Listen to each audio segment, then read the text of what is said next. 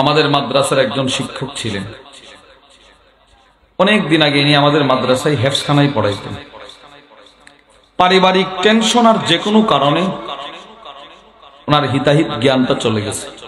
মানুষ চিনে কিন্তু কখন কি করে না করে কিছু বলতে পারে না। এই গত কয়েকদিন আগে আমি প্রায় জায়গায় কথাটা বলি, আমি মাহফিলে বের হয়েছি, তাকায় দেখি ওনার দাড়ি ছিল এত বড় বড়, অনেক ছাত্র আছে ওনার। হঠাৎ করে তাকায় দেখি রাস্তায় দাঁড়ায় আছে একটা ব্যাগ দিয়ে, দাড়িগুলো কেটে ফেলছে, একদম শেভ করে ফেলছে। এই জন্য বলছি ভাই, নবীজির পথভ্রষ্ট হওয়ার কোনো সম্ভাবনা ছিল না। রাসূল এই দোয়া কেন প্রতিদিন করতেন? আমাদেরকে শিখাইছে, উম্মত তুমি পথভ্রষ্ট হওয়ার সম্ভাবনা, তুমি এই দোয়াটা করো। আল্লামা মুহাম্মদ আলী ইবনে মুস্তাফা আত-তানতাবি রাহিমাহুল্লাহ, তার একটা কিতাব আছে ফাতাওয়া আলী আত-তানতাবি, ওটার মধ্যে লিখছে মিশরের একজন মুয়াজ্জিন ছিল, মুয়াজ্জিন কণ্ঠ ছিল অনেক সুন্দর চমৎকার। সে যখন আজান দিত, খ্রিস্টানরা পর্যন্ত তার আজান শোনার জন্য মসজিদের চতুর্পাশে এসে দাঁড়ায় থাকতো। খ্রিস্টানরা পর্যন্ত আজান দিতেছে, আজানের হালতে তার দুইটা চোখ একটা খ্রিস্টান মেয়ের দিকে পড়লো।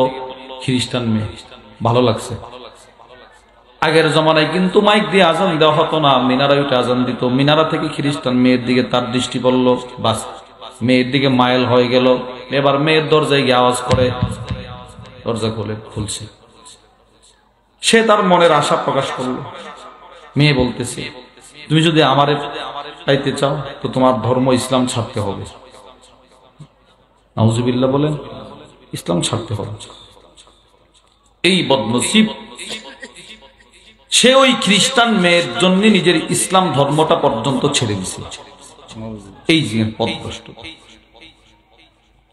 আপনি আশ্চর্য হবেন, বুখারীর বর্ণনায় ওয়া আন আনাস ইবনে মালিক রাদিয়াল্লাহু তাআলা আনহু قال, আনাস ইবনে মালিক রাদিয়াল্লাহু তাআলা আনহু থেকে বর্ণিত, তিনি বলেন, এক খ্রিস্টান নবীজি সাল্লাল্লাহু আলাইহি ওয়াসাল্লামের দরবারে আসলো।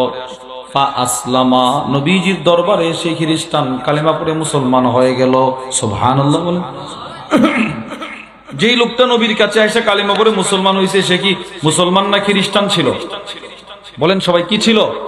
খ্রিস্টান। এবার দেখেন, সে শুধুই মাত্র কালেমা পড়ে মুসলমান হয় নাই, আল্লাহর নবীর সহবতে থাকতে থাকতে আল্লাহর কোরআন তেলাওয়াত করা শিখে ফেলল। ওয়া ক্বারাআ সূরাতুল বাকারা ওয়া আলা ইমরান, সূরা বাকারা, সূরা আলে ইমরান, দুইটা সূরা পর্যন্ত সে তেলাওয়াত করতে জানে, হয়তো মুখস্থ অথবা দেখে দেখে পড়তে জানে। অর্থাৎ কোরআন বিশুদ্ধ তেলাওয়াত করতে সে শিখে ফেলল।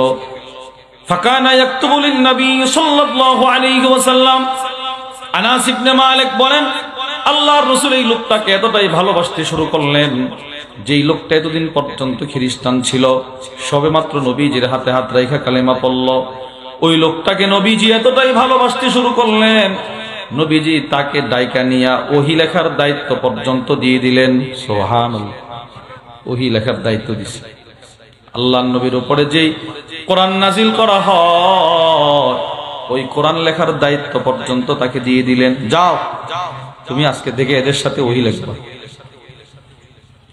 মানুষের কপাল খারাপ হলে যা হয়, আর বদনসিব হতভাগা কয়েকদিন ওহী লেখার দায়িত্ব পর্যন্ত পালন করছে। গুরুত্বপূর্ণ দায়িত্ব, কোটি কোটি প্রধানমন্ত্রীর দায়িত্ব এক জায়গায় করলে এক সাহাবীর এক সেকেন্ডের ওহী লেখার দায়িত্বের সমান হবে না। এত বড় দামি গুরুত্বপূর্ণ দায়িত্ব। এই খ্রিস্টান কালেমা পড়ছে, লিখছে ফাআদা নাসরানিয়া। আনাস ইবনে মালিক বলেন, লোকটার কপাল কত খারাপ, এই কয়েকদিন পরে নবীজির দরবার থেকে পালায়া চলে গেছে তার খ্রিস্টানের এলাকায়, গিয়ে সে আবার খ্রিস্টান হয়ে গেল। নাউজুবিল্লাহ। আল্লাহর হক যারা আদায় না করবে, পরস্পর বান্দার হক যারা আদায় না করবে, নবী বলে এরা আমি রাসূলের সুপারিশ পাবে না। নাউজুবিল্লাহ বলেন, নবীজির সুপারিশ পাবে না। অথচ আল্লাহর রাসূল বলেন, দুনিয়াতে যত নবী আল্লাহ পাঠাইছেন, মুসলিম শরীফের 200 নম্বর হাদিসের বর্ণনা, ক্বালা রাসূলুল্লাহ সাল্লাল্লাহু আলাইহি ওয়াসাল্লাম, রাসূলুল্লাহ সাল্লাল্লাহু আলাইহি ওয়াসাল্লাম ইরশাদ করেন, লিকুল্লি নাবিয়্যিন দাওয়া। আল্লাহর নবী বলেন, দুনিয়াতে যত নবী এসেছিল সব নবীদেরকে আল্লাহ তাআলা একটা স্পেশাল দোয়া দিয়েছেন। দোয়া, প্রত্যেক নবীর একটা স্পেশাল দোয়া ছিল। এই দোয়াটা করার সাথে সাথে আল্লাহ কবুল করে ফেলতেন। পাওয়ারফুল দোয়া ছিল প্রত্যেক নবীর। আল্লাহর নবী বলেন, দাহালি উম্মতি, সব নবীরা ওনাদের দোয়াটা দুনিয়ায় করে ফেলেছেন। আল্লাহর রাসূল বলেন, আমি একমাত্র নবী যিনি তার দোয়াটা দুনিয়ায় করি নাই। আমি স্টক করে রেখে দিলাম, জমা করে রেখে দিলাম। কেন রাখছি জানো? হাসরের কঠিন ময়দানে যেন আমি আমার দোয়াটা আমার গুনাহগার উম্মতের সুপারিশের জন্য ব্যবহার করতে পারি। সুবহানাল্লাহ। নবীজি নিজের দোয়াটা দুনিয়ায় করে নাই, জমা করে রেখে দিয়েছে। শাফাআতান লিউম্মতি ইয়াউমাল কিয়ামা, আল্লাহর রাসূল বলে, আমার উম্মতের সুপারিশ করার জন্য দোয়াটা আমি রেখে দিয়েছি। আমার উম্মতের সুপারিশ করার জন্য নবীজি দোয়াটা রেখে দিয়েছে। এই রাসূল এবার কি বলে দেখেন, বুঝতে হবে। যেই নবী সুপারিশের জন্য দোয়াটা জমা করে রেখে দিয়েছেন, এই নবী এবার বলতেছেন। আল্লামা ইমাম জালালউদ্দিন আস-সুয়ুতি রাহিমাহুল্লাহ তার বিখ্যাত হাদিসের কিতাব আল জামিউস সগীর মিন আহাদিসিল বাশীর ওয়ান নাযীরের মধ্যে এসেছে, ওয়া আন আবি উমামাহ আল বাহিলি রাদিয়াল্লাহু তাআলা আনহু ক্বাল, নবীজির সাহাবী আবু উমামা আল বাহিলি বলেন, ক্বালা রাসূলুল্লাহ সাল্লাল্লাহু আলাইহি ওয়াসাল্লাম, নবীজি সাল্লাল্লাহু আলাইহি ওয়াসাল্লাম ইরশাদ করেন, সিনফানি মিন উম্মতি, আল্লাহর নবী বলেন, আমার উম্মতের দুই শ্রেণীর মানুষ এমন আছে, আমার উম্মতের দুই দল মানুষ এমন আছে যারা আমি রাসূলের সুপারিশ কখনো পাবে না। নাউজুবিল্লাহ বলেন। বুঝতে হবে, যেই নবী দুনিয়ার পাওয়ারফুল দোয়াটা দুনিয়ায় করে নাই, আখিরাতে নিজের উম্মতের জন্য জমা করে রেখে দিলেন। কি করবেন? সুপারিশ করার জন্য। ওই নবী বলে, দুই দল মানুষ দুনিয়াতে এমন থাকবে যারা আমি রাসূলের সুপারিশ কখনো পাবে না। এক নাম্বার ইমামুল যালুম, এক নাম্বার জালেম ইমাম, জালেম সরদার, জালেম নেতা, জালেম এমপি, জালেম মন্ত্রী। নাউজুবিল্লাহ বলেন। জুলুম যারা করবে, অবৈ জুলুম, বান্দার হক নষ্ট করে জুলুম, আল্লাহর হক নষ্ট করে। সর্দার সাহেব বিচার করতেছে, বিচার, আজান শুনছে, নামাজ পড়ে না। সর্দার সাহেব বিচার করে, বিচার, মানুষের বিচার করে, নিজে রোজা রাখে না, যাকাত দেয় না, এগুলো আল্লাহর হক আদায় করে না। আবার বান্দার হক নষ্ট করে, জুলুম করে। কেমনে? টাকার বিনিময়ে নির্দোষকে দোষী বানায়, দোষীরে নির্দোষ বানায়। বানায় না এরকম? বিচারক, বিচারক, জজ,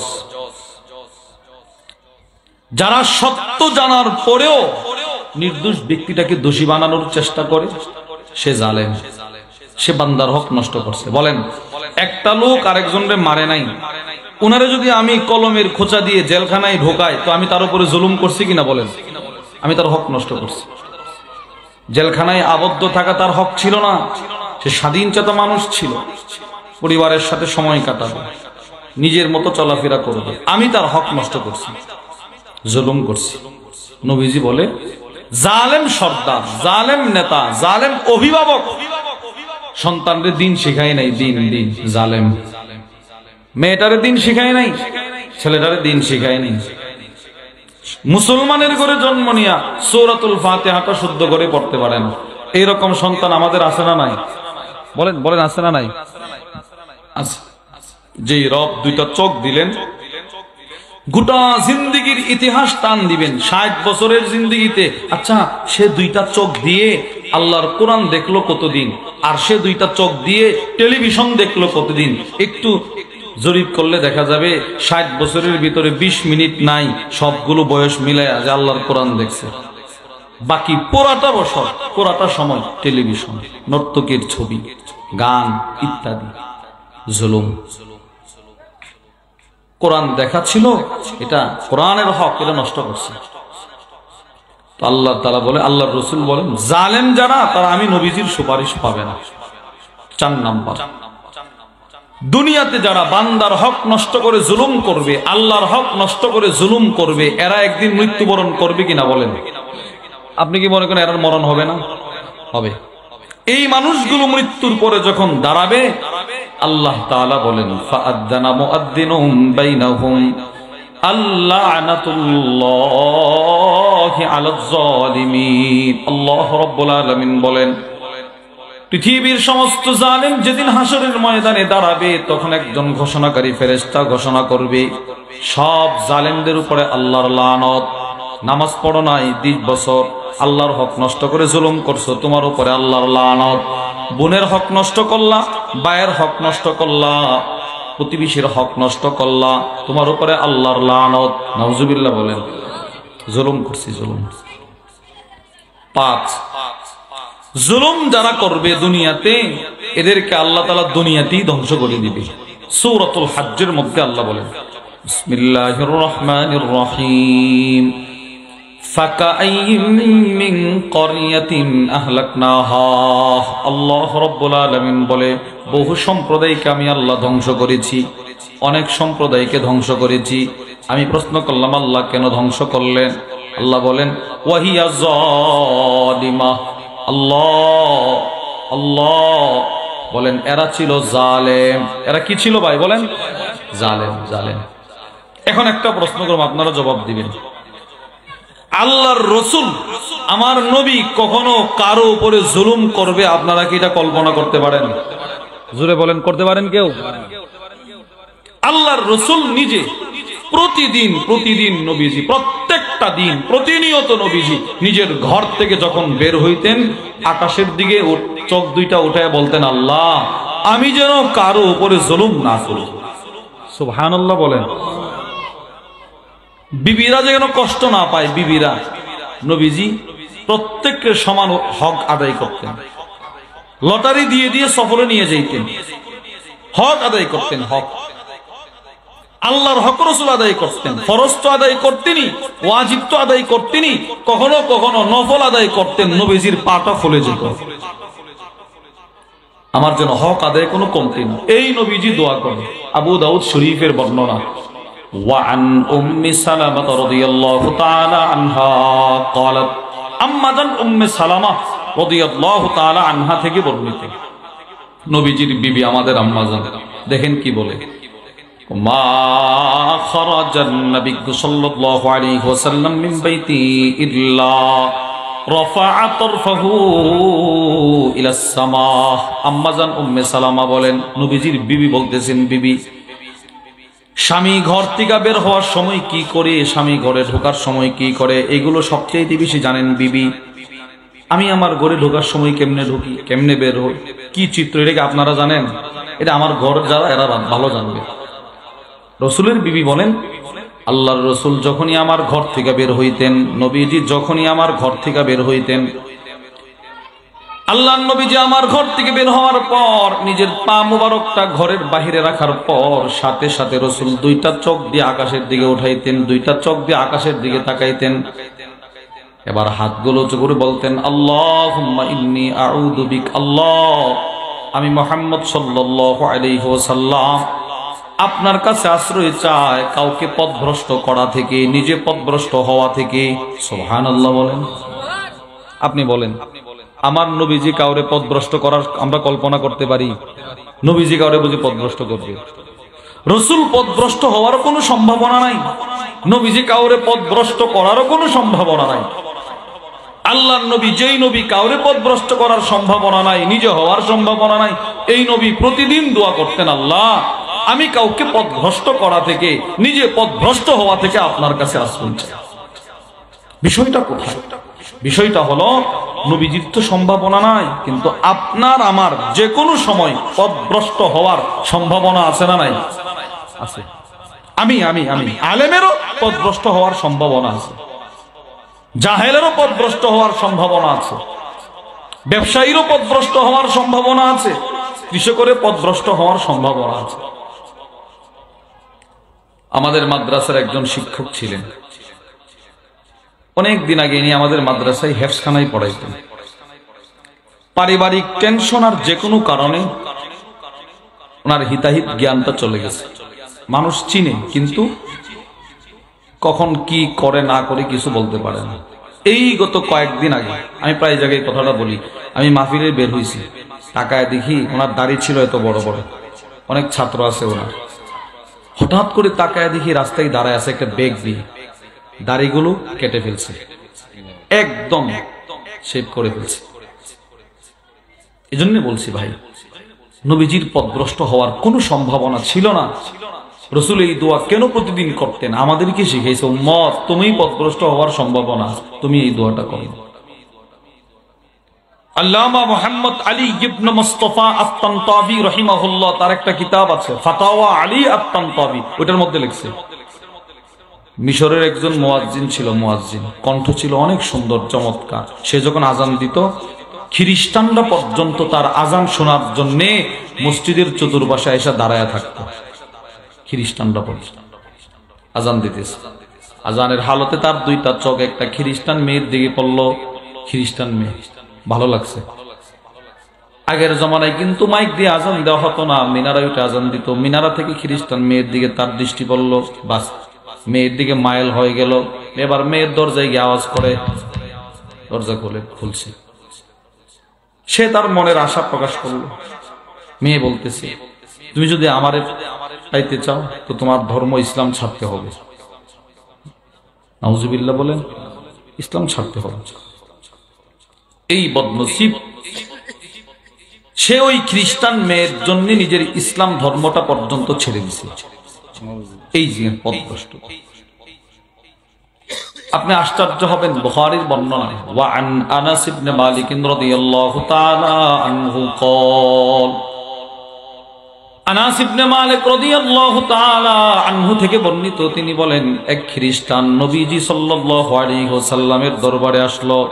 ফা আসলামা, নবীজির দরবারে সেই খ্রিস্টান কালেমা পড়ে মুসলমান হয়ে গেল। সুবহানাল্লাহ বলেন। যেই লোকটা নবীর কাছে এসে কালেমা পড়ে মুসলমান হয়েছে, সে কি মুসলমান না খ্রিস্টান ছিল?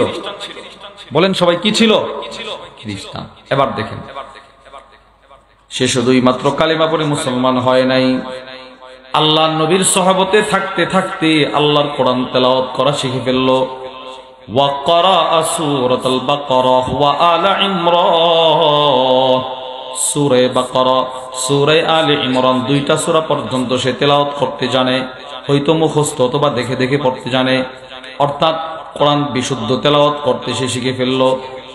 ফাকানা ইয়াকতুবু লিন-নবী সাল্লাল্লাহু আলাইহি ওয়াসাল্লাম, আনাস ইবনে মালিক বলেন, আল্লাহর রাসূল এই লোকটাকে এতটাই ভালোবাসতে শুরু করলেন, যেই লোকটা এতদিন পর্যন্ত খ্রিস্টান ছিল, সবেমাত্র নবীজির হাতে হাত রাখা কালেমা পড়ল, ওই লোকটাকে নবীজি এতটাই ভালোবাসতে শুরু করলেন, নবীজি তাকে ডাইকা নিয়া ওহী লেখার দায়িত্ব পর্যন্ত দিয়ে দিলেন।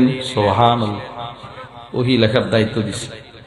আল্লাহর নবীর উপরে যেই কোরআন নাজিল করা হয়, ওই কোরআন লেখার দায়িত্ব পর্যন্ত তাকে দিয়ে দিলেন। যাও তুমি আজকে থেকে এদের সাথে ওহী লেখবা। মানুষের কপাল খারাপ হলে যা হয়, আর বদনসিব হতভাগা, কয়েকদিন ওহী লেখার দায়িত্ব পর্যন্ত পালন করছে। গুরুত্বপূর্ণ দায়িত্ব, কোটি কোটি প্রধানমন্ত্রীর দায়িত্ব এক জায়গায় করলে এক সাহাবীর এক সেকেন্ডের ওহী লেখার দায়িত্বের সমান হবে না। এত বড় দামি গুরুত্বপূর্ণ দায়িত্ব। এই খ্রিস্টান কালেমা পড়ছে, লিখছে ফাআদা নাসরানিয়া। আনাস ইবনে মালিক বলেন, লোকটার কপাল কত খারাপ, এই কয়েকদিন পরে নবীজির দরবার থেকে পালায়া চলে গেছে তার খ্রিস্টানের এলাকায়, গিয়ে সে আবার খ্রিস্টান হয়ে গেল। নাউজুবিল্লাহ, আবার খ্রিস্টান। এবার খ্রিস্টান হওয়ার পর সে তার এলাকার বাজারের অলিগলি দিয়ে ঘুরে আর নবীজির বিরুদ্ধে ঠাট্টা মস্করা করে। সে কি বলে জানেন? সে বলে, মা ইয়াদিরি মুহাম্মদ ইল্লা মা কাতাবতু লাহ। শোনো, মুহাম্মদ কিচ্ছু জানে না, মুহাম্মদ কিচ্ছু পারে না, আমি যা লিখে দিতাম ওইগুলো ছাড়া। নাউজুবিল্লাহ বলেন। এ বেচারা তো কয়েকদিন ওই লিখছে, লিখে নবীরে জমা দিত, আমি যা লিখতাম এগুলো ছাড়া মুহাম্মদ কিচ্ছু জানে না। আপনি বলেন, আমার আল্লাহর রসুলের বিরুদ্ধে কেউ যদি ঠাট্টা মস্করা করে, যিনি মস্করা করবেন তার বিরুদ্ধে অ্যাকশন নেওয়ার ঘোষণাটা কার? আল্লাহর। সূরাতুল হিজরের মধ্যে আল্লাহ বলেন, বিসমিল্লাহির রহমানির রহিম, ইন্না কাফাইনাকাল মুস্তাহজিইন। আল্লাহ রাব্বুল আলামিন বলে, দোস্ত, আপনারা নিয়ে যারা ঠাট্টা মস্করা করে আপনি মনে কষ্ট নিয়েন না। আপনার বিরুদ্ধে যারা ঠাট্টা মস্করা করে তাদের বিরুদ্ধে অ্যাকশন নেওয়ার জন্য আমি আল্লাহই যথেষ্ট। সুবহানাল্লাহ। আপনার পক্ষ থেকে আমি যথেষ্ট। সে আল্লাহর রাসূলের বিরুদ্ধে ঠাট্টা মস্করা করে। আনাস ইবনে মালিক বলেন, হয়তো আকাশের মালিক, আরশের মালিক আল্লাহ রাগ হয়েছিল, ফা আমাতাহুল্লাহ, আল্লাহ বেচারার মৃত্যু দিয়ে দিয়েছে, যা এর মরণ দিয়ে, এ মারা গেছে। ওই খ্রিস্টান মারা গেছে। তার ইন্তেকালের পর তার খ্রিস্টান সম্প্রদায়ের লোকেরা ফাদাফানু, এরা এদের নিয়ম অনুযায়ী, খ্রিস্টানদের নিয়ম যে ছিল, যে সেই নিয়ম অনুযায়ী তারা দাফন করলো। মুসলমানদের কৃষ্টি কালচার অনুযায়ী নয়, খ্রিস্টানদের নিয়ম অনুযায়ী দাফন করা হলো। আনাস ইবনে মালিক বলেন, লোকটা যেহেতু আল্লাহর রাসূলের বিরুদ্ধে ঠাট্টা মস্করা করত, জমিনের মাটি পর্যন্ত তারে ঘৃণা ভরা চোখে দেখি। তার লাশ যেদিন কবরে দাফন করা হলো, পরের দিন সকালে তাকায় দেখি ওয়াকাদ লাফাজাতুহুল আরদ, জমিনের মাটি লাশকে বের করে নিক্ষেপ করে ফেলে দিছে। নাউজুবিল্লাহ বলেন। কবরে আর নাই লাশ, লাশ মাটির উপরে চলে আসছে। সব খ্রিস্টানরা বলতে লাগলো, হাযা ফি'লু মুহাম্মদ ওয়া আসহাবি, রে এটা মুহাম্মদের কাজ। নাউজুবিল্লাহ বলেন। এরা বলে মুহাম্মদ সাল্লাল্লাহু আলাইহি ওয়াসাল্লাম রাতে আসছে, আয়েশা আমাদের এই লাশকে কবর থেকে উঠায় ফেলা চলে গেছে। মুহাম্মদ আর মুহাম্মদের সাহাবাদের কাজ না। এর পরের দিন তারা কবর আরো খনন করছে। এদের টার্গেট হলো, দেখি আজকে নি লাশ উঠাইতে পারে, আরো গর্ত করছে। লাশ দাফন করা হলো। পরের দিন সকালে তাকায় দেখে ওয়াকাদ লাফাজাতুল আরদ, জমিন তার লাশ আবার উপরে ফেলে দিছে। তৃতীয় দিন লাশ আবার দাফন করছে, আবার লাশ উপরে চলে আসছে। চতুর্থ দিন আয়েশা দেখে লাশ আবার উপরে। এরপরে সমস্ত কাফের বেঈমান মুশরিকরা বলতে লাগলো, না এটা মুহাম্মদের কাজ নয়। এই যে এই সে খ্রিস্টান, সে যে নবীর দরবার থেকে পালায় আয়েশা রাসূলের বিরুদ্ধে ঠাট্টা মস্করা করত, নিশ্চিত এটা মুহাম্মদের রবের প্রতিশোধ। সুবহানাল্লাহ বলেন। আমি আপনাদের কি হাদিসটা কেন আনছি, কেন শোনাই না? এই যে লোকটা মারা গেল, যার লাশ এখন কবরে রাখতে চাই না, যার লাশ এখনো কবরে রাখতে চাই না, কেন? সে পথভ্রষ্ট হয়ে গেছে। সে কি হয়ে গেছে ভাই? ছিল ওহী লেখক ছিলেন সাহাবী, হয়ে গেলেন পথভ্রষ্ট। ওহী লেখক ছিল, আবার খ্রিস্টান। এজন্য বলছি, আপনার আমার যে কোনো সময় পথভ্রষ্ট হওয়ার সম্ভাবনা আছে না নাই? নবীজির ছিল না, কিন্তু নবীজি দোয়া করে, আল্লাহুম্মা ইন্নী আউযু বিকা মিন আন আযিল্লা আও উদাল। আল্লাহ, আমি পথভ্রষ্ট হওয়া থেকে, কাউকে পথভ্রষ্ট করা থেকে আপনার কাছে আশ্রয় চাই। নবীজি দোয়া করে। দোয়ার দ্বিতীয় অংশ হলো, আম্মা জান উম্মে সালামা বলেন, আল্লাহর রাসূল আকাশের দিকে উঠায়া দোয়ার দ্বিতীয় অংশটা বলতেন, আল্লাহুম্মা ইন্নী আউযু বিকা মিন আন আযলিম আও উযলাম। আল্লাহ, আমি কারো উপরে জুলুম করা থেকে, কোন বান্দার হক নষ্ট করা থেকে, স্ত্রীর হক নষ্ট করা থেকে, প্রতিবেশীর হক নষ্ট করা থেকে, আল্লাহ আপনার হক নষ্ট করা থেকে যত জুলুম আমি করব, ওইগুলা থেকে আমি আপনার কাছে আশ্রয় চাই। সুবহানাল্লাহ বলেন। নবীজি দোয়া করে, আল্লাহ আমি যদি জুলুম যেন কারো উপরে না করি, মানুষের উপরেও না, আপনার হক নষ্ট করে আপনার কাছেও না, আমি যেন জুলুম না করি। দেখেন, অথচ পৃথিবীর যত জুলুম, হুকুকুল্লাহ বলেন, হুকুকুল ইবাদ বলেন, বলেন তো এই মাথাটা একমাত্র কার কুদরতি পায়ে দিতে হবে? বলেন, সবাই বলেন কার? এবার রাসূল দুনিয়াতে আসার পূর্বে মানুষ কি আল্লাহর কুদরতি পায়ে সেজদা দিত মানুষ? না, মানুষ তো দেবদেবীর সামনে দিত। হুকুকুল্লাহ, আল্লাহর হক লঙ্ঘিত হচ্ছিল, নবীজি আইসা এগুলো দূর করছেন। মানুষ মানুষের হক নষ্ট করত, নবীজি আইসা এই জুলুম দূর করছেন।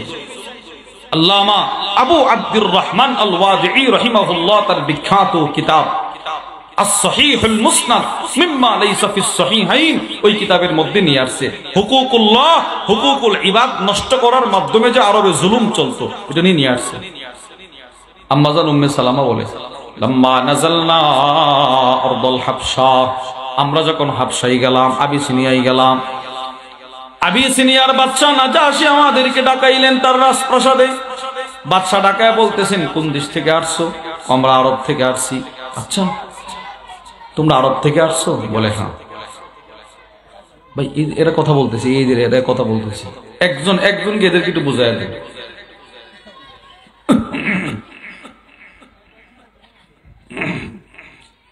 আবিসিনিয়ার বাদশা সাহাবাদেরকে ডাকলেন, ডাকে বলতে, কোন দেশ থেকে আসছে? আরব থেকে আছে।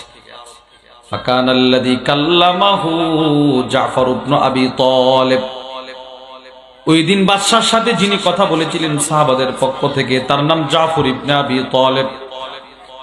বাদশা প্রশ্ন করলো, তোমাদের আরবের অবস্থা কেমন? ভালো না। কেন? শুধু জুলুম চলে, জুলুম। আমাদের দেশে হুকুকুল্লাহ নষ্ট করে মানুষ জুলুম করে, হুকুকুল ইবাদত নষ্ট করে জুলুম করে। দেখেন এখন আপনারা দেখেন কি কথাগুলো বলতেছে, কেমনে জুলুম করে। আমরা আরবের মানুষ না'বুদুল আসনাম, যে মালিক বানাইলেন সেই মালিকের সেজদা দিতাম না, যে মালিক বানাইলেন সেই মালিকের ইবাদত করতাম না, যে মালিক রিজিক দিতেন ওই মালিকরে ভুলে রয়েছিলাম, যে মালিক রিজিকের অনুসন্ধান করার যোগ্যতা দিলেন, যেই মালিক সুস্থ রাখলেন, যেই মালিক দুনিয়ায় পাঠাইলেন, যে উদ্দেশ্যে বানাইলেন সেই উদ্দেশ্য আমরা পূরণ করতাম না। কি করতে তোমরা? না'বুদুল আসনাম, বানাইলেন আল্লাহ, পূজা করতাম দেবদেবীর। নাউজুবিল্লাহ বলে আল্লাহর উপরে জুলুম করতাম। আচ্ছা, আর কি করতে? এখন দেখেন হুকুকুল ইবাদ, কওয়ানাতুল আরহাম, আত্মীয়তার বন্ধন ছিন্ন করতাম, আত্মীয়তার বন্ধন ছিন্ন করতাম। আত্মীয়তার বন্ধন ঠিক রাখা হলো হুকুকুল ইবাদ, বান্দার হক। ফুফুর সাথে হক ঠিক রাখা, ফুফার সাথে সম্পর্ক ঠিক রাখা, খালাম্মা, চাচা, চাচি, এদের সাথে হক ঠিক রাখা, এরা যা যা এদের যা যা চাওয়া আপনার কাছে ওইগুলো দেওয়া। বলে যে সম্পদ দেওয়া না, সম্পদ দেওয়া না, একটু ভালো মন্দ জিজ্ঞেস করা, অসুস্থ হইলে দেখতে যাওয়া। হক বলতে, হুকুকুল ইবাদ বলতে যা বুঝেন আপনি ওইগুলো করা।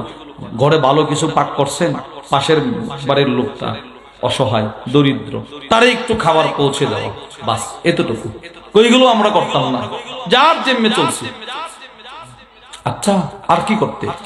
ওয়ানুসিউল জিওয়ার, প্রতিবেশীরে কষ্ট দিতাম।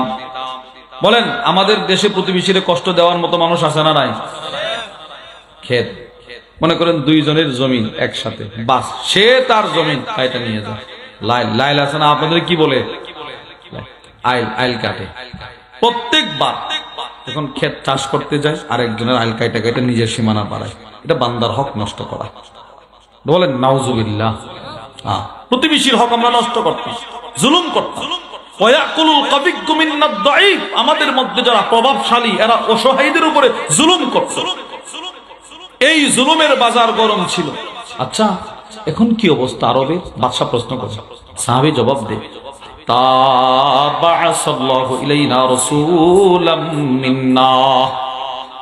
এখন আমাদের আরবের অবস্থা আলহামদুলিল্লাহ পরিবর্তন। ও কেমনে কি? আল্লাহ তাআলা কুল কায়নাতের সর্বশ্রেষ্ঠ নবীকে আমাদের আরবে পাঠায়া দিলেন। তিনি আইসা হুকুকুল ইবাদের যত জুলুম চলতো, হুকুকুল্লাহ যত জুলুম ছিল সব দূর করে দিয়েছেন। সুবহানাল্লাহ। সব নবীজি দূর করছেন।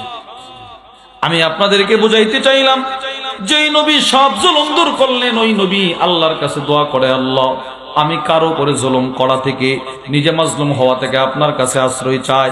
যেই রাসূল এত জুলুম দূর করলেন, নবীজি শুধুই মাত্র মানুষের উপর থেকে জুলুম দূর করে নাই, আল্লাহর রাসূল হায়াওয়ান জানোয়ারের উপর থেকেও জুলুম দূর করেছেন। সুবহানাল্লাহ বলেন। আপনি পারবেন? আমি পারবো না, আমরা করি।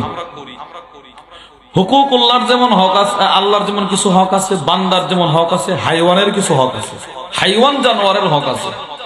নবীজি ওইগুলোও দূর করছেন। ওইগুলো এদের উপরে জুলুম হইতো, নবীজি এসে দূর করছেন।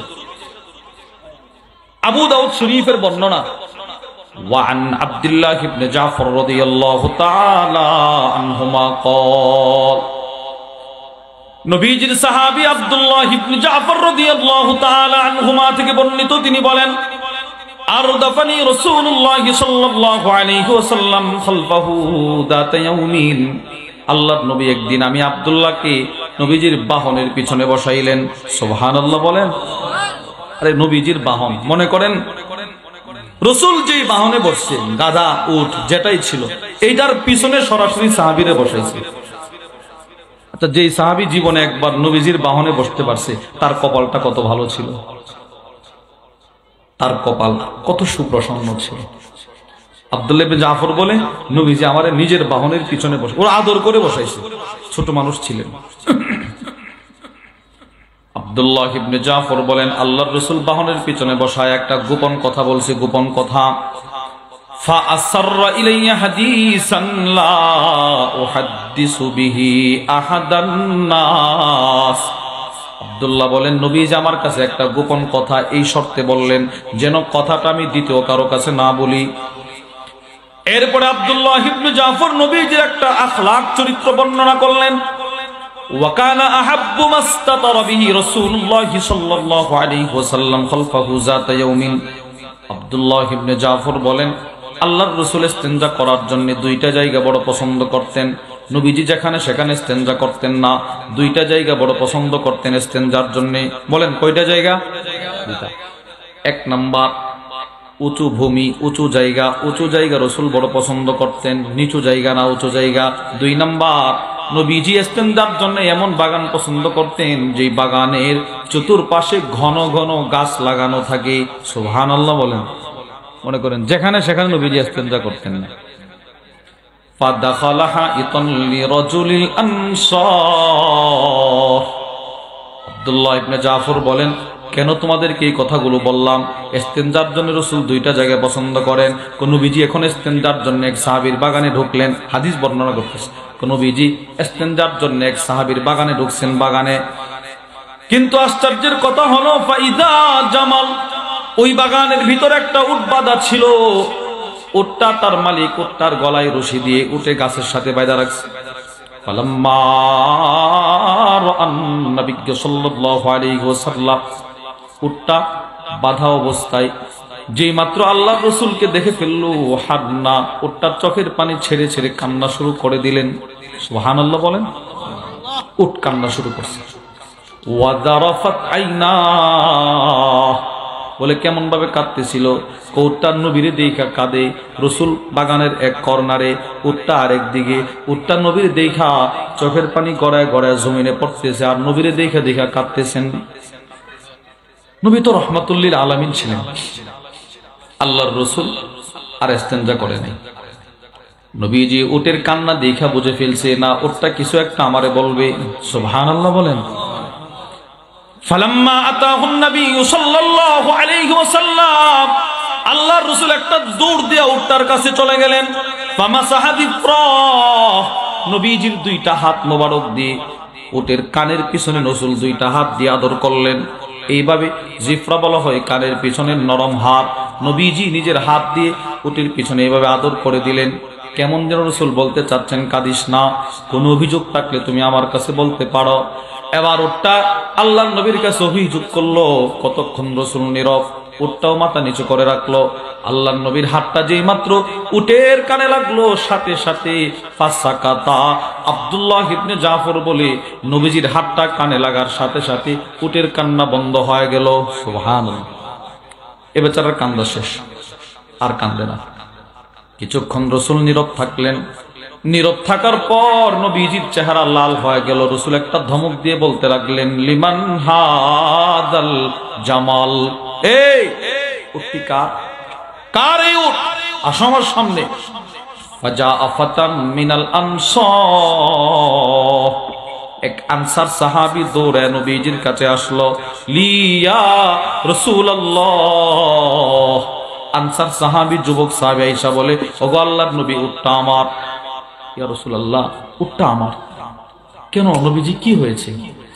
আল্লাহর রাসূল বললেন, ফা ইন্নাহু, এখানে কথাটা শুনুন, এটা আমার আলোচ্য বিষয়। আল্লাহর নবী বলেন ফা ইন্নাহু শাকা ইলাইয়া, এই উট তোমার বিরুদ্ধে আমার কাছে বিচার দিছে, বিচার।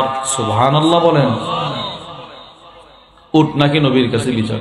আচ্ছা, এখন বিচারটা কি দেখেন, দেখেন হক যে নষ্ট করছে। উটটা বলে, আরে রসুল বলে উট আমার কাছে তোমার কাছে বিচার দিল। সাহাবী থরথর করে কম্পন শুরু করলেন, ইয়া রাসূলুল্লাহ কি বিচার দিল? আল্লাহর রসুল বলেন আন্নাকা তুজিউহু ওয়া তুদিবু, তুমি নাকি উটটাকে দিয়ে কাজ করাও বেশি, খাবার দিতেছো কম। বাস্তব? বলে জি। তুমি কেন এটা করো? উটটা আমার কাছে বলতেছে, নবী গো, এই সাহাবীর বাগান শুরু থেকে আমি পানি সেচ দিছি, আমি কাঁধে করে করে রশি দিয়ে দিয়ে পানি আমার দিয়া পানি আনাইছি। ওই সময় আমার যৌবনতা ছিল, এখন তার যৌবন না, এখন আমি বার্ধক্য বয়সে উপনীত হয়ে গেলাম, এখন আগের মতো কাজ করতে পারি না। কিন্তু সে এখন আমার আগের মতো কাজ করাইতে চায়, কিন্তু খাবারের সময় আমারে খাবার কম দেয়, এটা আমার উপরে জুলুম। আপনি একটা বিচার করে দেন। আল্লাহর রাসূল সাহাবীকে বলতে লাগলেন, আফালা তাত্তাকিল্লাহ ফি হাদিহিল বাহিমা, বেটা এই চতুষ্পদ জন্তুর ব্যাপারে আল্লাহকে তুমি কেন ভয় করো না? সুবহানাল্লাহ বলেন। আপনি যেই গরুটা লালন পালন করেন, এখন তো আপনি তো আর উট লালন পালন করেন, গরু তো লালন পালন করেন, আপনি বকরি লালন পালন করেন। হ্যাঁ, এইগুলোর উপরে জুলুম করা যাবে না, জুলুম করা যাবে। আমাদের দেশে একটা জুলুম হয়, কোনটা হয় জানেন? এই মাঠে গরু চড়ানোর জন্য মাঠে নিয়ে যায়, মাঠে চড়ানোর জন্য নিয়ে যায়। তো নেওয়ার সময় গরুর মুখে কি বলে, খোপা পরা থাকে, আমাদেরকে খোপা বলে, এগুলো লাগায় না, মুখ ছোটা। তো মনে করেন সাধারণ স্বাভাবিক হালত, গরুটা যখন নিয়ে যাবেন, সবুজ শ্যামল গাছ যখন সে দেখবে, তখন সে কিন্তু ওই মানুষের দান খেতে কামড় দিতে চাইবে। কামড়টা দিলেই মালিকের ঠাস করে একটা বাড়ি মারে। এটা জুলুম। বলেন এটা কি জুলুম? ইসলাম বলে আগে এটার মুখ আপনি বন্ধ করেন, খোপা পড়ায় দেন, সেজন্য আরেকজনের খেতে মুখ না দিতে পারে। আপনি দিবেনও না, এটা হাইওয়ান, সে তো দিবেই কামড়। আপনি এরা আঘাত করছেন মানে এটার হক নষ্ট করছেন, এটার কষ্ট দিচ্ছেন আপনি। এগুলো করতে নবীজি নিষেধ করছেন। মুসলিম শরীফের বর্ণনা, ওয়ান জাবির ইবনে আব্দুল্লাহ রাদিয়াল্লাহু তাআলা আনহুমা ক্বাল, হযরত জাবির ইবনে আব্দুল্লাহ রাদিয়াল্লাহু তাআলা আনহুমা থেকে বর্ণিত, তিনি বলেন মাররা আলাইহি হিমার, আল্লাহর রাসূল একদিন বসা, নবীজির সামনে দিয়ে একটা গাধা হেঁটে হেঁটে চলে যায়। নবীজি গাধাটার দিকে তাকায় দেখে ওয়াকাদ উসিমা ফি ওয়াজিহি, যেই গাধাটা রাসূলের সামনে দিয়ে হেঁটে যায়, সেই গাধাটার চেহারার মধ্যে মালিক লোহা গরম করে দাগ দিয়ে রাখছে, দাগ। নাউজুবিল্লাহ বলেন। মালিক লোহা গরম করে দাগ দিছে। আল্লাহর নবী কান্না শুরু করে দিলেন। আল্লাহর রাসূল বলতে লাগলেন লানাল্লাহ, আল্লাহর লানত ওই ব্যক্তির উপর, আল্লাযী ওয়াসামা ফি ওয়াজহি, যেই লোক এই গাধাটার চেহারার মধ্যে লোহার দাগ দিছে, তার উপরে আল্লাহর লানত। দেখেন নবীজি নিজে লানত দিছে আল্লাহ। এক মহিলা, মুসলিম শরীফের বর্ণনা, মুসলিম শরীফে হাদিসটি আছে, এক মহিলা একটা বিড়ালের সাথে খারাপ আচরণ করছে। বিড়াল বিড়াল বিড়াল বিড়াল তো এমনিতে আমাদের বাড়ি ঘরে থাকে, এটার সাথে খারাপ আচরণ করছে। قال رسول الله صلى الله عليه وسلم دخلت امرأة النار في هرة, আল্লাহর রাসূল বলেন একটা মহিলা একটা বিড়ালকে কষ্ট দেওয়ার কারণে জাহান্নামে গেছে। নাউজুবিল্লাহ বলেন। অপর দিকে কুকুর, নিকৃষ্ট একটা প্রাণী, এইটার উপরে কেউ একটু দয়া করছে, দয়া, নবীজি বলে ওই দয়াকারী ব্যক্তি আল্লাহর জান্নাতে চলে গেছে। বুখারীর বর্ণনা। আবু হুরায়রা রাদিয়াল্লাহু তাআলা আনহু থেকে বর্ণিত, আল্লাহর রাসূল বলেন বাইনামা রাজুলুন ইয়ামশি বিতরিকিন ইশতাদ্দা আলাইহি বিল আতশ, আল্লাহর রাসূল বলেন এক ব্যক্তি রাস্তা দিয়ে হাঁটতেছে, হয়তো মরুভূমি দিয়ে হাঁটতেছে, মরুভূমি, পানির পিপাসা লাগছে, পানি নাই। এখন এতটাই প্রচন্ড তাপ আর গরম সে অনুভব করতেছে যে এখন পানি না পাইলে সে মারা যাবে, মৃত্যুর ধার প্রান্তে চলে গেছে, পানি নেই। আল্লাহর রাসূল বলেন জীবনের মায়ার আশা সে ছেড়ে দিল, অল্প কিছুক্ষণ পরে তাকায় দেখে জীবনের মায়ার আশাটাই সে ছেড়ে দিছে, এখন মৃত্যু নিশ্চিত, কিছু করার নাই। হঠাৎ করে তাকায় দেখে ফাওয়াজাদা বিরহ, একটা কুয়া দেখা যায়, মিষ্ট পানির কুয়া। এবার এই লোকটা সাথে সাথে ফানাজালাল বি, কুয়ার মধ্যে লাফ দিয়ে নেমে গেল, পানি পান করলো। পানি পান করার পর কুয়া থেকে রশি বেয়ে বেয়ে সে উপরে চলে আসছে। তার পিপাসা নিভে গেল, পিপাসা শেষ, ধীরে শান্তি, সুকুন, ইতমিনান। একটু সামনে গেল, আল্লাহর রাসূল বলেন ফাইদা কালবুন ইয়ালহাত ইয়াকুলু তারা মিনাল আজ। আল্লাহর রাসূল বলেন লোকটা একটু সামনে গিয়ে দেখে একটা কুকুর জিহ্বাটা বের করে হাঁপাচ্ছে আর পাথর, রোদের আলোতে পাথর চিকচিক চিকচিক করে। কুকুরটি হাইওয়ান, পাথরটারে পানি মনে করে করে গরম পাথরে জিহ্বা দিয়ে চাটতেছে।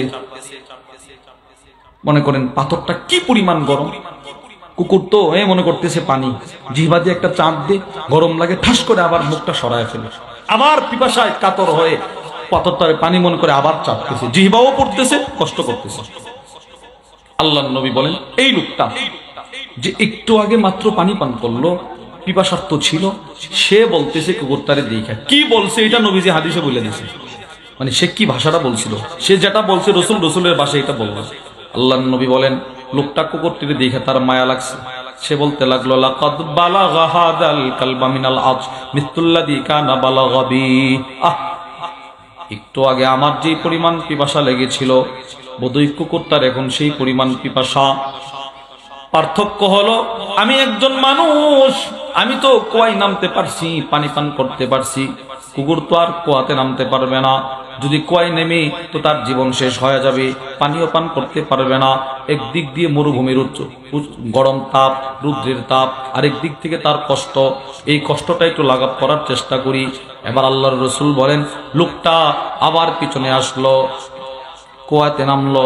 কুয়াতে নামার পর, কুয়াতে অবতরণ করার পর সে এবার পানি কি দিয়ে উঠাবে টেনশনে পড়ে গেল।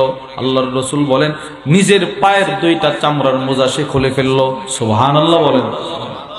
মরুভূমিতে কিন্তু সাধারণ পা দিয়ে হাঁটা অসম্ভব, চামড়ার মোজা এটা খুলছে, খুইলা পানি ভরছে, দুটোটা মোজা ভর্তি পানি। এখন পড়ছে আরেক মুসিবতে, এই দুই মোজা ভর্তি পানি নিয়ে যদি দুইটা মোজারে দুই হাতে ধরে অথবা এক হাতে নেই তো আরেক হাতে রশি বায়া কুয়া থেকে ওঠা অসম্ভব, উঠতে পারে না। আর মোজাগুলো নিলে রশি ধরতে পারে না, দুই হাতে রশি ধরলে পানি নিয়ে ওঠার কোনো সম্ভাবনা নেই। ওইদিকে কুকুর কষ্ট করতেছে। নবীজি কি বলে জানেন? আল্লাহর রাসূল বলেন সুম্মা আমসাকাহু বিফিহি, সে দুটা মোজা ভর্তি পানি একত্রিত করলো, মোজার মুখগুলো একত্রিত করার পর নিজের দুইটা দাঁত দিয়ে মোজার মুখগুলো কামড় দিয়ে ধরলো। সুবহানাল্লাহ বলেন। মোজাগুলোরে কামড় দিছে, দুইটা রশি বেয়ে বেয়ে এবার সে বাহিরে আসলো। ফাসাকাল কালব, কুকুরটিরে পানি পান করালো, কুকুরটা পানি পান করলো। আল্লাহর রাসূল বলেন ফাশাকারাল্লাহ ফাগফারালা, আল্লাহ তাআলা এই ছোট্ট একটা আমলের বরকতে তার অতীতের গুনাহগুলো ক্ষমা করে জান্নাতি বানায় দিল। সুবহানাল্লাহ। দেখেন তাহলে হাইওয়ানের উপরেও জুলুম চলতো, এগুলো নবীজি দূর করছে।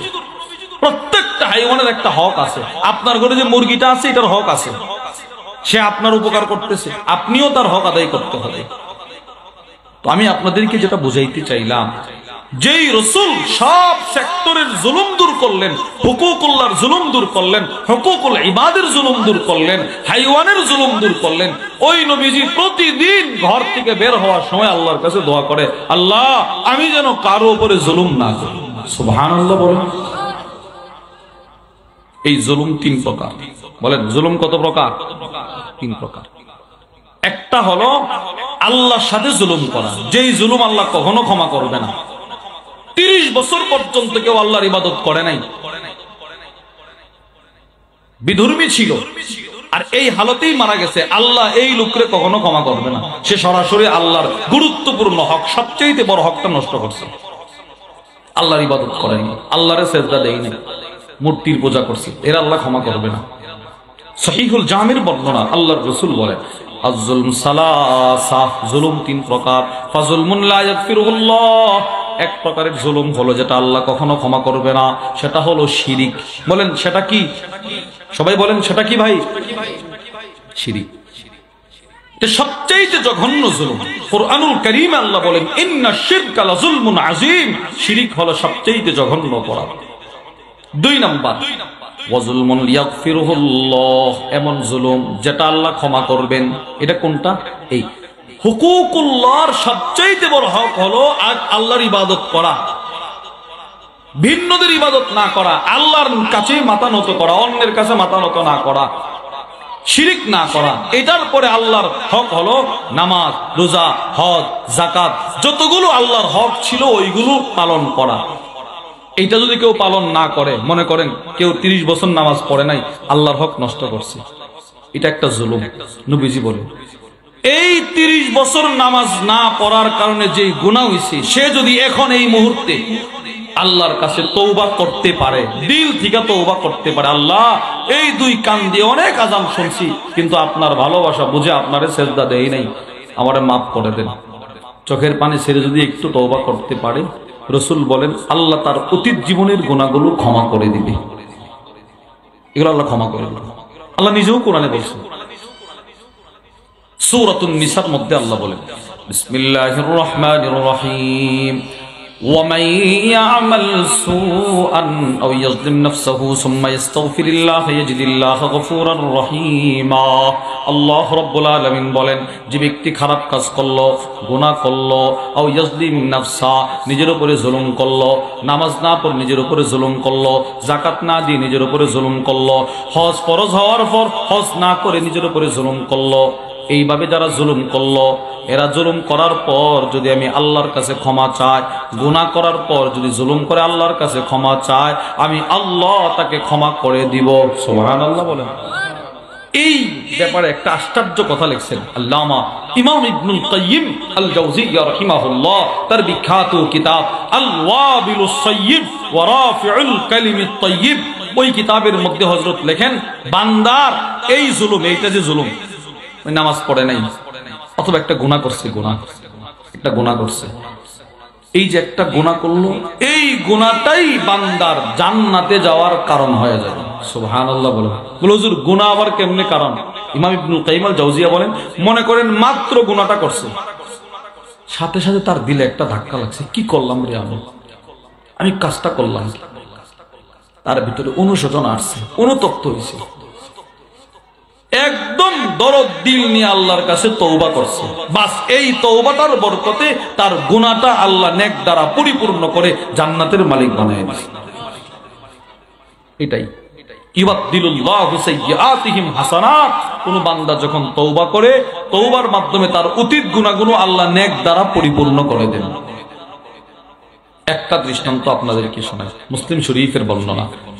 وعن بريدة رضي الله تعالى عنه قال, হযরত বুরাইদা রাদিয়াল্লাহু তাআলা আনহু থেকে বর্ণিত, তিনি বলেন, جاء معز بن مالك الاسلمي رضي الله تعالى عنه الى رسول الله।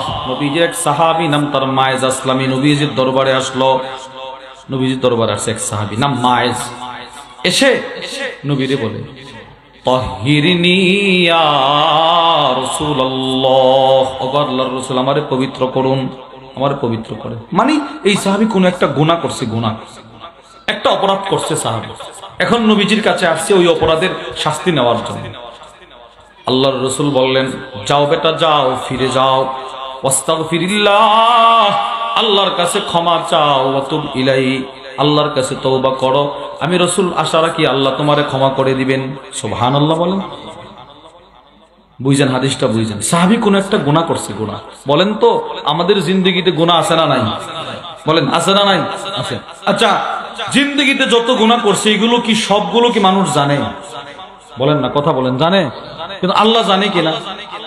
আমার গুনাহটা এখনো পর্যন্ত ঢেকে রাখতেছেন কে? আল্লাহ ঢেকে রাখছেন। আপনার যে গুনাহটা এখনো প্রকাশ হয় নাই, বুঝতে হবে আল্লাহ চাইতেছেন এটা প্রকাশ না করতে। যদি আপনি তওবাটা করতে পারেন, হাসরের ময়দানেও আল্লাহ এই গুনাহটা প্রকাশ করবে না। শর্ত হলো আল্লাহর কাছে তওবা করতে হবে।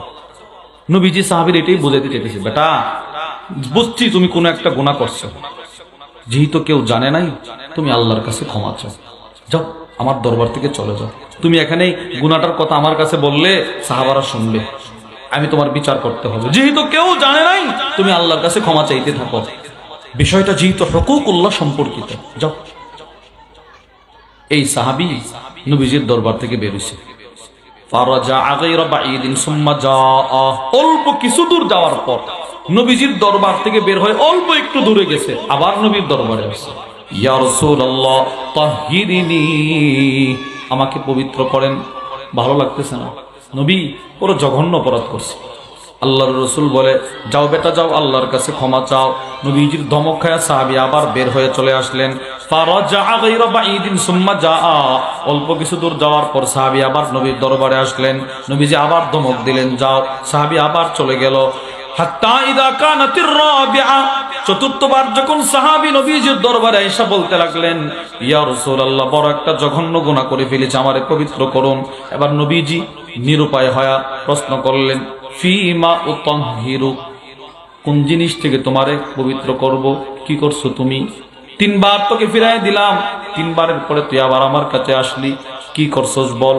সাহাবী জবাব দে, ইয়া রাসূলুল্লাহ মিনাজ জিনা, শয়তানের কুমন্ত্রণায় পড়ে আমি জিনাহের মতো জঘন্য অপরাধ করে ফেলছি।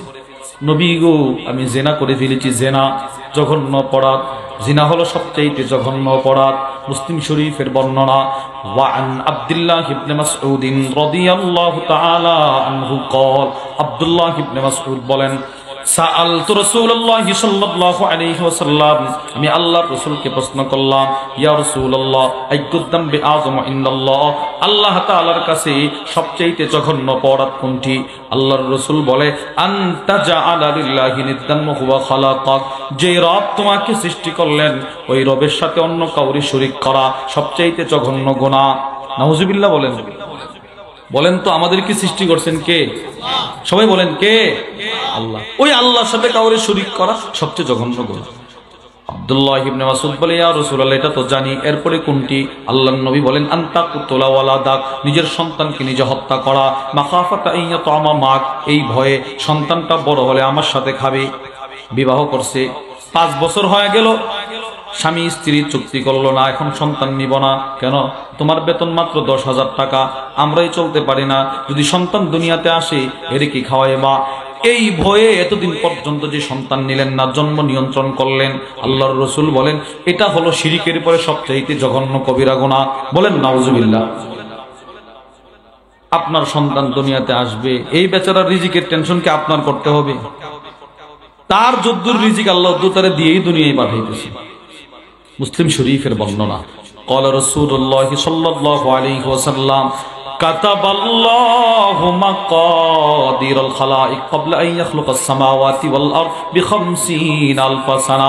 আল্লাহর রাসূল বলেন, সমস্ত মাখলুকাতের তাকদীর, আপনার তাকদীর, আপনার রিজিক কখন কদ্দুর কি হবে, কখন কোথায় কি খাবেন, সবগুলো আল্লাহ তাআলা আসমান ও জমিন সৃষ্টির 50,000 বছর পূর্বে লিখে ফেলেছেন। সুবহানাল্লাহ বলেন। যেই তাকদীর আমি আল্লাহ লিখলাম, ওই তাকদীর লেখার পরও তুমি সন্তানের ভয়ে সন্তান তোমার রিজিক খেয়ে ফেলবি, সন্তান তোমার সম্পদ নষ্ট করবি, এই ভয়ে 5 বছর সন্তান নিলা না, এটা সবচেয়ে জঘন্য কবিরা গুনাহ। আল্লাহর রাসূল বলেন।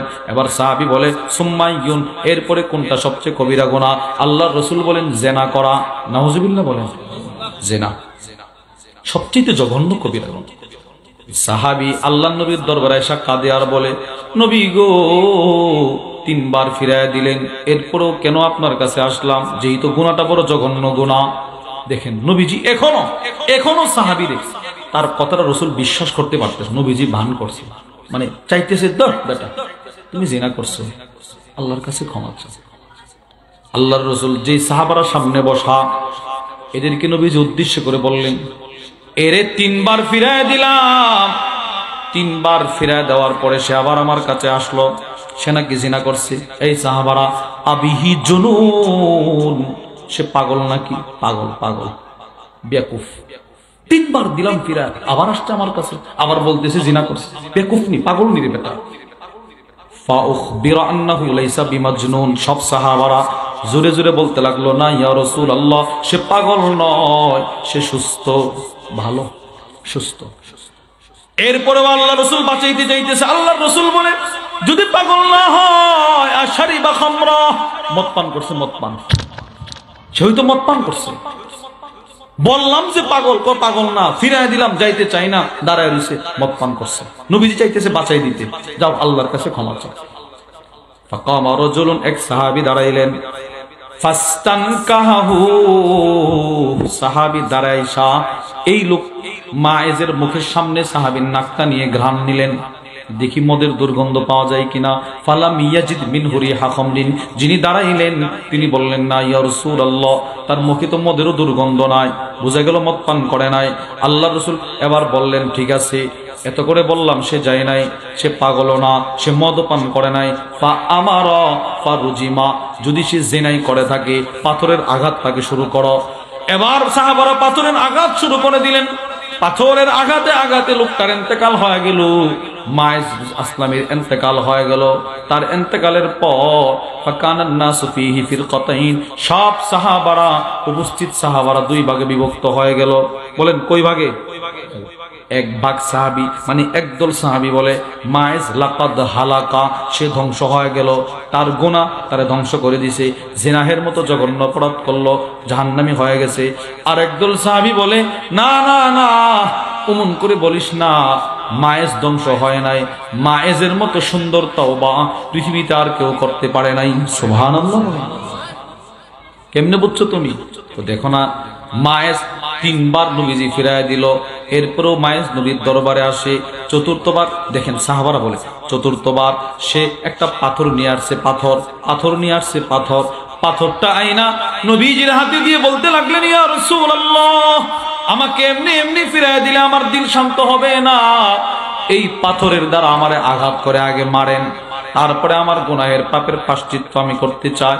উকতুলনি বিল হিজারা, মায়েজ নবীজির হাতে পাথর দিয়ে বলছে আমারে পাথরের দ্বারা আঘাত করেন।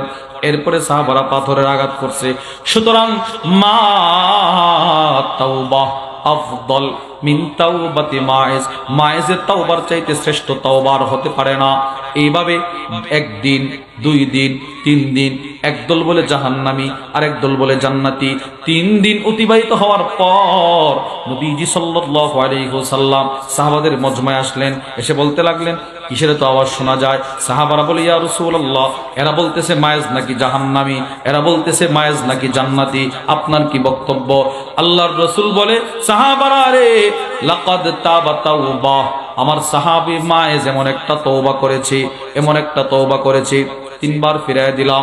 এরপরে আবার আমার কাছে আসলো, পাথর দিল, পাথরের আঘাতের দ্বারা আবার এমন একটা তওবা করলো।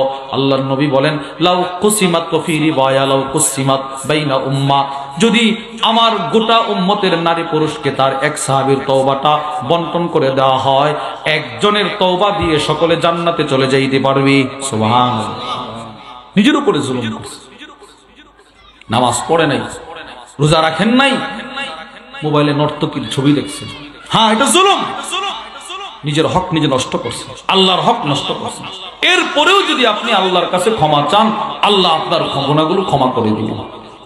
মুসলিম শরীফে হাদিসে কুদসি আসছে, আল্লাহর রাসূল বলে ইয়া ইবাদি, হে আমার বান্দা, লাউ বালাগাত যুনুবুক, তোমার গুনাহ যদি আকাশ পর্যন্ত পৌঁছে যায়, জমিন থেকে আকাশ পর্যন্ত তোমার গুনাহ যদি পৌঁছে যায়, তুমি যদি আমার কাছে একবার দিল থেকে ক্ষমা চাইতে পারো, আমি তোমার সব গুনাহ ক্ষমা করে দেব।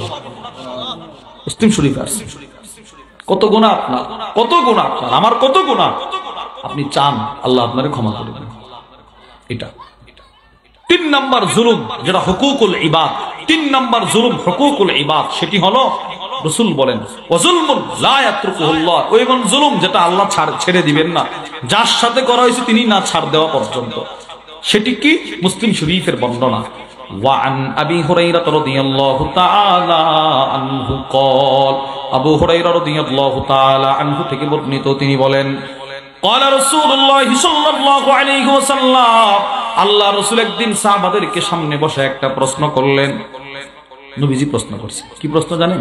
আল্লাহ রাসূল বলে আতাদুরুনা মাল মুফলিস, এই সাহাবারা বলো তো অসহায় কে? আচ্ছা অসহায় কে, তোমরা কি জানো অসহায় কে? তো সাহাবারা উত্তর দিল আল মুফলিসু ফিনা মাল্লা দিরহামা লাহু ওয়ালা মাতা। ইয়া রাসূলুল্লাহ, আমরা তো অসহায় বলতে বুঝি ওই লোকটাকে যার টাকা পয়সা নাই, যার ধন দৌলত নাই। নবীজি বলে না, আমার উম্মতের সবচেয়ে বড় অসহায় ওই লোকটা যার হুকুকুল্লাহ ঠিক ছিল। বলেন হুকুকুল্লাহ কি ছিল? হুকুকুল্লাহ মানে নামাজ, রোজা, হজ, যাকাত, দান, সদকা, এগুলো ঠিক ছিল, কিন্তু হুকুকুল ইবাদ ঠিক ছিল না, বান্দার হক ঠিক ছিল না। আল্লাহর হক সে যথাযথ পালন করছে, বান্দার হক পালন করে নাই। নবীজি বলে সে সবচাইতে অসহায়। হুজুর কেমনে? রাসূল বলে আমার উম্মতের অনেক মানুষ নামাজ রোজা হজ যাকাত আল্লাহর হক নিয়ে হাসরের ময়দানে দাঁড়াবে, কিছু মানুষ তার বিরুদ্ধে এসে আল্লাহরে বলবে আল্লাহ এই বেচারা আমারে গালি দিছিল, বিচার করেন। কিছু মানুষ বলবে আল্লাহ এই বেচারা আমার একটা থাপ্পড় মারছিল, বিচার করেন। কিছু মানুষের বলবে আল্লাহ এই বেচারা তার ক্ষমতার পাওয়ারে আমার জমিন দখল করছিল, এর বিচার করেন। কিছু ভাই বোন এসে বলবে আল্লাহ বাবার সম্পদ আমারে দেয় নাই, জুলুম করছে, বিচার করেন। বলেন নাউজুবিল্লাহ। এই এরা এসে দাঁড়াবে, নিজের বোন আমার বিরুদ্ধে দাঁড়াবে, আমার ভাই আমার বিরুদ্ধে দাঁড়াবে। ইসলাম ভাইদেরকে যদ্দূর দিছে আল্লাহ সে আমার উদ্দূর দেয় নাই, বাপ উদ্দূর দেয় নাই, বাবার বিরুদ্ধে বিচার দিবে। এরপরে আল্লাহর রাসূল বলেন আল্লাহ তাআলা এই হুকুকুল্লাহ যিনি আদায় করছেন উনার হুকুকুল্লাহর সওয়াবগুলো আল্লাহ বন্টন করে করে এদেরকে দিয়ে দিবে। নামাজের সওয়াব দিয়ে দাও, রোজার সওয়াব দিয়ে দাও, রোজার সওয়াব দিয়ে দাও, বাস। মনে করেন আরো 4 জন বাকি যাদের সে হক নষ্ট করছে। এবার আল্লাহ রাসূল বলে ওই 4 জনের গুনাহ, তার তো ইবাদত শেষ, ওই 4 জনের গুনাহ তার কাঁধে দিয়ে দিবে, আর একজনের গুনাহ নিয়ে সে জাহান্নামে যাবে। এই জন্য এই জুলুম, হুকুকুল্লাহ, হুকুকুল ইবাদ, হুকুকুল হাইওয়ান, হাইওয়ান জানোয়ারেরও হক আছে। আপনার ঘরে যেগুলো আপনি লালন পালন করেন এদের একটা হক আছে, এই হক পালন করবে। প্রতিবেশীর হক পালন করবে, আম্মা আব্বার হক আদায় করবে, ভাই বোনদের হক আদায় করবে। হুকুকুল ইবাদ যথাযথভাবে পালন করার চেষ্টা করবেন, হুকুকুল্লাহ আদায় করবেন, খুব মানে জান প্রাণ দিয়ে এই হকগুলো আদায় করবেন। যদি আদায় করতে পারেন আপনি সঠিক মুমিন, যদি আদায় না করেন একটা করেন আটটা ছেড়ে দেন, হাসরে ধরা খাবেন। আল্লাহ আমাদের সকলকে সর্বপ্রকারের জুলুম থেকে বিরত থেকে সমস্ত হক যথাযথভাবে আদায় করে পরিপূর্ণ ঈমানদারের কাতারে যাওয়ার তৌফিক দান করেন। বলেন আমিন। وآخر دعوانا الحمد لله رب العالمين سبحان ربك رب العزة عما يصفون وسلام على المرسلين والحمد لله رب العالمين. السلام عليكم ورحمة الله وبركاته.